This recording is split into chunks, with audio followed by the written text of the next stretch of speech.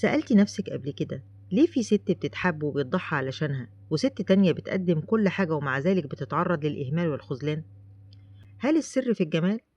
ولا في سر تاني بيخلي الست غالية وصعبة النسيان؟ الحقيقة إن أغلى حاجة بتملكها الأنثى هي قدرتها على الاستغناء. الست اللي بتقدر تمشي وهي مبتسمة لما كرامتها تتهز هي الست اللي بتتحفر في الذاكرة للأبد. النهاردة هنعرف سوا إزاي تكون المرأة التي لا تنسى. القاعدة بتقول الشيء المتاح دائما بيفقد قيمته. فكري بعقلية عملية شوية.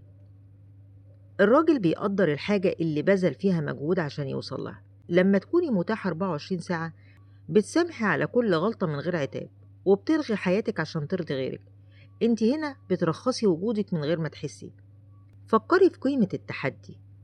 خليكي دايما مشغولة بنفسك وبنجاحك وبجمالك. خلي وجودك امتياز مش حق مكتسب لأي حد.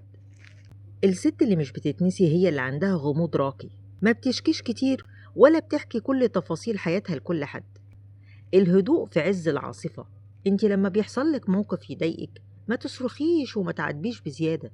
الصمت مع نظرة ثقة بيدي هيبة أكتر من 1000 كلمة. وخلي استغنائك بابتسامة. الست الغالية هي اللي لما تقرر تبعد بتبعد بهدوء ومن غير دراما. قدرتك في إنك قادرة تستغني عن أي حد بيقلل من قيمتك. والهدوء ده هو اللي بيخلي الطرف التاني يلف حوالين نفسه عشان يعرف انتي بتفكري في ايه.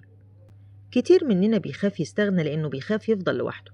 وهنا بنرجع لأهمية الثقة بالله سبحانه وتعالى وبنفسك. الخوف من الفقد هو اللي بيخليكي تتمسكي لدرجة الخنق، والنتيجة إن الطرف التاني بيهرب.